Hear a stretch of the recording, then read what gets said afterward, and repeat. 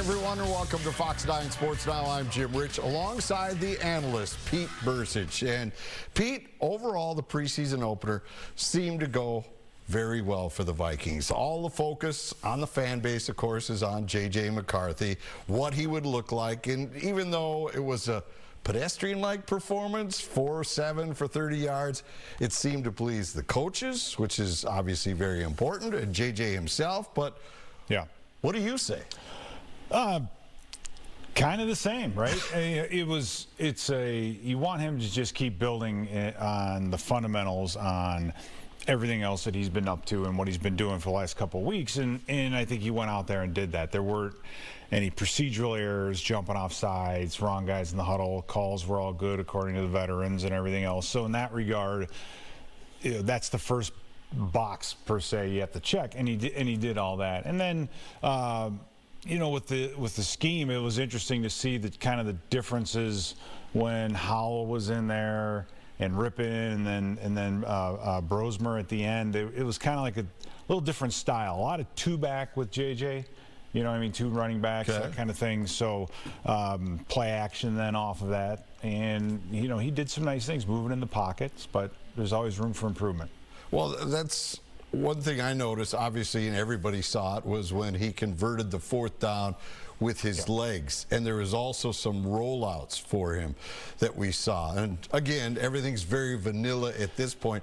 Yeah. But does that lead you to believe that there is more to his game? Because he said this week during practice, when people brought it up to him, said, God, I really don't want to talk about it because that is kind of my game, is getting out there and running if I have to. There's going to have to be more to his game than the rollout and those sort of things.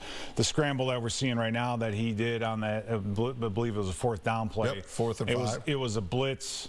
Got pressure up the middle, found his way out of the pocket, and I think Coach O'Connell has mentioned this a number of times about if the opportunity's there and he can convert and do some things with his legs, and he's good with that. He likes that, keeping him on the move. It's all when you have a younger quarterback. Play actions and keeping them on the move help because it cuts the field in half, right? You only really have to survey the half of the field that you're rolling out to. Okay. So it makes the reads a little bit easier, that sort of thing. So all those things, I think, help. The Texans, however, did a very, very good job on our play actions. It was, if you look at the film, they weren't really biting on any of the outside zones. They were doing a really good job to defend those bootlegs and those kinds of things. The screen game was much better, but you have to give some credit to the defense. Sure. All right. What about the accuracy?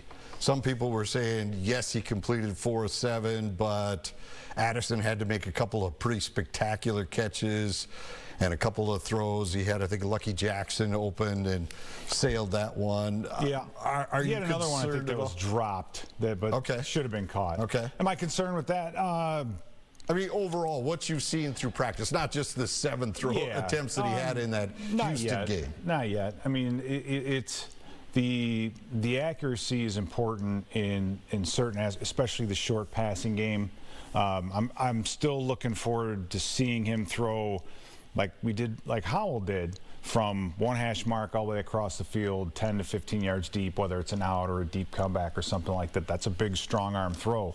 There's a lot of routes, passing concepts, and all those things that we haven't seen as much of, that we need to see, that we're going to need to see more of out of JJ. But one step at a time, and it could have been a lot worse, right? So well, we'd be having a whole different conversation right now. He'll get a real good test Wednesday and Thursday when he goes up against the Patriots. All right, that's just what I was going to ask. Next step for him is these joint practices. How different is that for him than a game? What can the Vikings scheme up? What will the Patriots throw at him? How much more can this really be a boost for him, or is this just another week of training camp? No, this is a big week because it's going to be really 2 days in a row. It's kind of like a back-to-back game. It's not quite a game from a system standpoint, meaning play, get to the huddle, get the call. You know, there's some things broken up. There's coaching in between.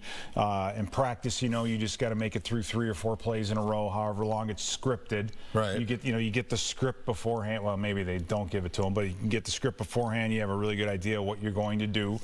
You have no idea what you're going to see defensively.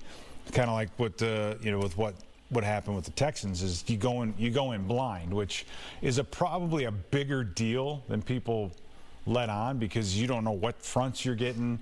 Both defenses, ours and the Texans, were actually pretty aggressive for a preseason game, right? Blitzing Yes. nickels, all out blitzing safeties. I mean, the Texans blitzed quite a bit, and so it was nice to see the offense make adjustments. A couple of one of those was one of the throws that McCarthy had made. It was, you know, on a safety blitz. So whether or not it got right exactly where it needed to be, well, you know, there was pressure. So, you know, it's just, again, it's one step at a time. There's going to be ups, there's going to be downs. But I just get inundated, as you do, with questions about JJ and where this is going. And it's optimism. Viking fans want to hear the positives with this youngster right now. I mean, if he went out on that first drive and let's say threw for 75 yards and, you know, went right down for a touchdown, would I be any more optimistic than I am now? Maybe a little bit, depending on the throws, right? That sort of thing. But there's not a whole lot, right? There's not a whole lot of upside you can gain from one series. But again, he did everything they asked him to do, which means something. Right. That means that we can, you know, you can build on it. You can take another step, and that's what we hope. All right. The next question that has to be addressed is who's going to be the backup quarterback? And you alluded to this in your Eye in the Sky YouTube video. Who cares who the backup quarterback is? Well, when you're the Vikings, it is a very critical answer. And right now it seems to be Sam Howell. He's in the chair. But the way Viking fans have been reacting to him when they saw him in practices before this outing, some thought that they signed Thurston Howell III and not Sam Howell. But what did you glean from his performance against the Texans? He was very decisive.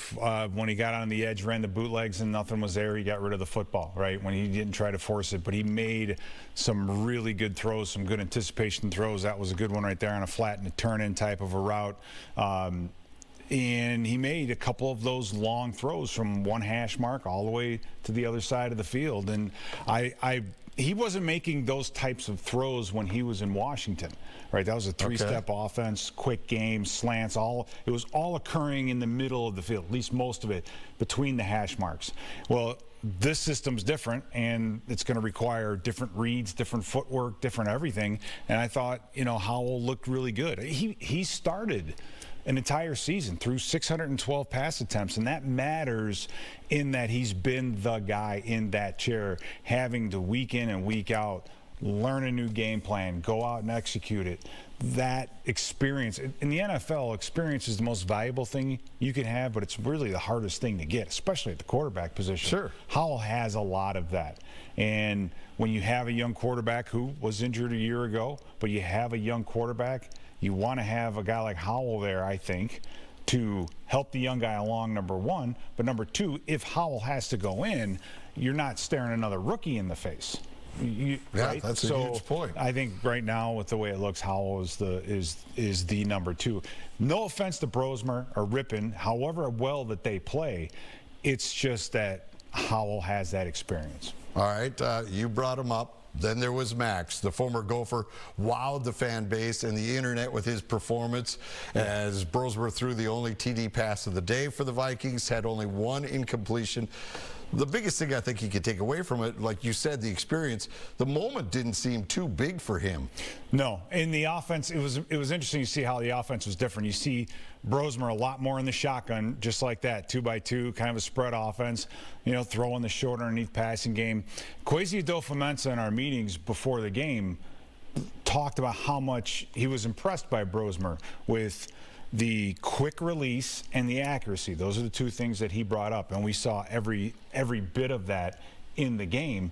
And you can build on that. You can really. I was very, very impressed with how he handled himself, how accurate his throws were. You know, he was kind of cold-blooded in there in the middle, you know, in the middle of the field, sneaking a couple of those passes in there, and you know, I'm looking forward to seeing Bromer play this weekend because you're probably not going to see JJ. Right. Right. How much of Howell you'll see, I don't know. But you're going to see Rippon and you're going to see Bromer. And I'm really excited to see not only him, but which one of these younger receivers is going to step up, because we know there's a void there. Can Ty Felton be the number 3 with Addison being suspended?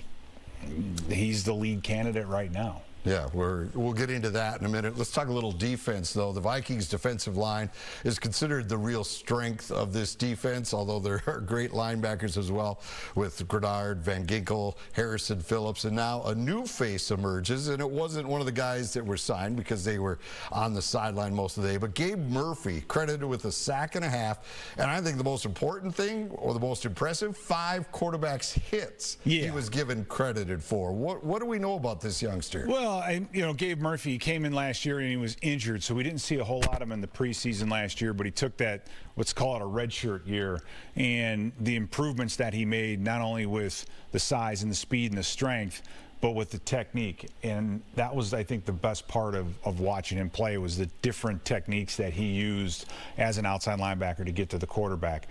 You know, can he hold up as well in the running game as, you know, I don't know if he can do it like Grenard. I mean, Grenard's one of the best in the league. Van Ginkel's very good. I think Dallas Turner still needs to improve in that feel for the running game, as far as being a contain or, you know, an edge guy. Right. How often, how far do you hold off the tight end before the running back bounces it? It's such a, there's a feel that you have to have and an instinct that you have to have out there in order to play that properly. He has all the physical skills, but for both those guys, that's important. But Gabe Murphy really showed up as a pass rusher, and those guys are hard to find. So he's putting his highlight tape out there for the rest of the NFL so he could force the issue and say, hey, you guys got to find a way to keep me around. It's going to be tougher for him to get on the field once the season starts, but that's not his problem. Correct. All right, we all know the Vikings' intentions to beef up the running game with the addition of Jordan Mason, but Xavier Scott showed up and showed that he may be able to help this team move the ball if given the opportunity. What did you see from him? Well, I think, well, you saw it him. He's a big kid. He's about, not kid. He's like 220 pounds and can run sub 4.5. So, but he keeps his shoulders square. Nice little jump cut right there, and you can see him heading north and south. I'm interested to see, I think if Xavier Scott sticks around, if they keep him instead of Ty Chandler, the way it stands right now, because there's no clear one, you know, one or the other. Right. It's what type of running game is this offense going to be? Is it going to be an outside zone speed, get around the edge? That's going to lean to a Ty Chandler type running back. If we're going to be a little bit more downhill, counter, power, let the center and the guard tee off on the double teams like we were against the Texans. We ran a lot more downhill running. You know, a lot of it I think is just you don't know what front they're going to be in. It helps everybody out. It's a little more simple. That fit Scott's forte. It's just taking that hand off, getting north and south, staying square, you know, and we saw Jordan Mason do some nice things too. So those guys are very, very similar, I think, in their running style. But I thought he did a really nice job. Yeah, it'll be interesting to see. Much more Vikings coming your way next Saturday here on Fox 9, a noon kickoff. Mr. Bercich will be there again with Paul Allen, Ben Lieber, and Tatum. We appreciate you spending some time with us tonight, though. You're welcome. It's going to be a fun week. It's going to be interesting. Pete Bercich. All right.